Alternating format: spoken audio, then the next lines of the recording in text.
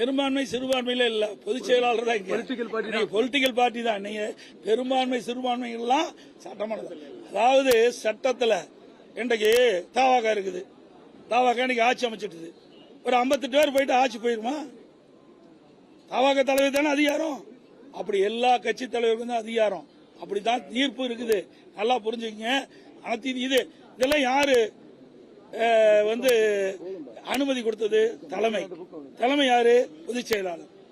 இவரெல்லாம் அந்த access letter யாரு கொடுத்தது? நான் தான் கொடுத்தேன், கையெழுத்து போட்டு. அந்த பவர் எடுத்தா இருக்குது. இப்ப முதல் கூட்டம் சட்டமன்றம் தோணுடைய முதல் கூட்டத்தில் விப்ப நியமிக்கிற அதிகாரம் பல தீர்ப்புல அந்த பொதுச் செயலாளர் இருக்குது. அதெல்லாம் அப்புறம், அதாவது எப்பொழுதை பொறுத்த வரைக்கும் சார், இது தவறான உதாரணம். இன்றைக்கு சட்டமன்றத்தில் மாறி மாறி கட்சி வரும், ஆனா விதியும் மரபும் மாறாது.